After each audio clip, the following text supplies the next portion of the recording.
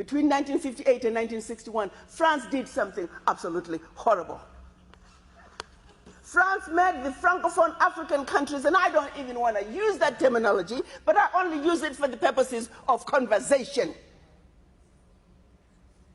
The 14 countries which were formally, but still colonized by the French, they were forced to sign a document that they called the Pact for the Continuation of Colonization. You heard me. The Pact for the Continuation of Colonization. If you want your independence, you must sign this. Guinea, Secretary said absolutely not. Mali said absolutely not. France, pack your bags and go on back home. France could not believe it. Could not understand that an African country, these monkeys, do not want to be affiliated to France. They said, we will show you. So history tells us France went into those two countries, took everything that they thought they had brought to those two countries, including the last teaspoon and chair, proceeded to pour concrete into the sewage pipes, completely devastating the two economies. The then newly appointed president of Ghana, Kwame Nkrumah, in his efforts to rescue these two economies, created the first ever union of any African states, Ghana, Guinea, and Mali. But what that did was it made the other African countries realize that if they go against France, this was the fate that was waiting them. So what did they do? Wait the page. And they signed. What did the pact say? One. The pact said, you monkeys, you don't know how to manage your money. So you shall deposit 85% of your bank reserves with the French Central Bank under the control of the French Minister of Finance. And that France is going to take your deposits from the individual countries, pool them together, invest them in the French stock market under the French name. And you, monkeys, you may or may not know the returns. Latest figures are showing this is still going on since 1958.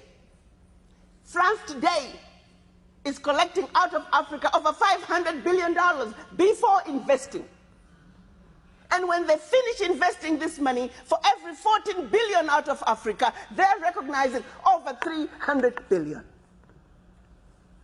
Now do the math.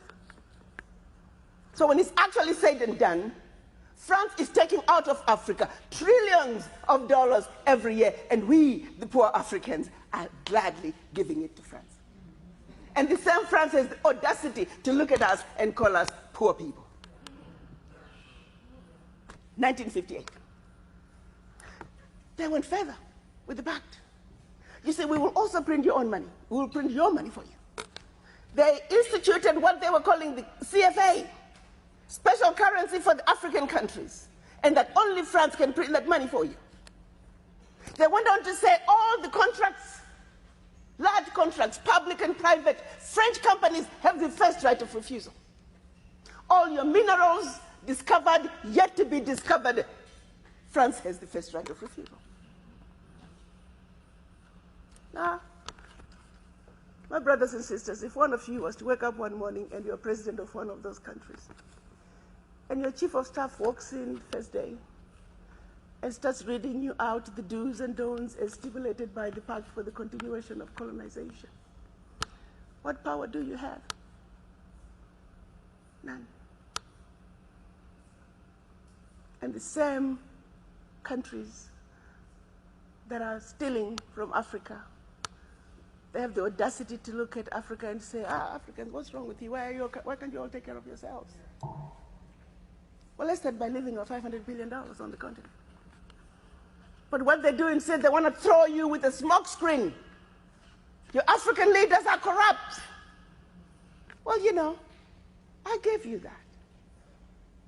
I mean, not all African leaders are corrupt. Africa is a family. No family is complete without crazy Aunt Sally and crazy Uncle Tom. Nobody's perfect. Okay, fine, so I'll give you that.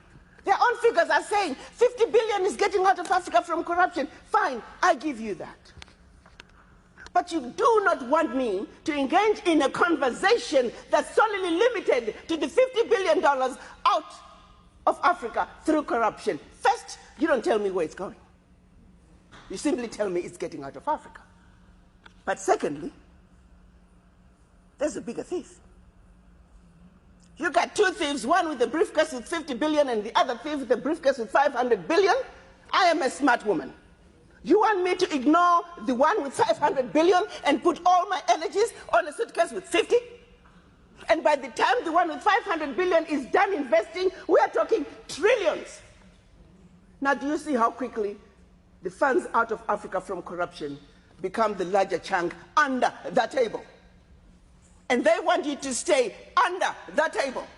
So you never have to talk about what is on the table.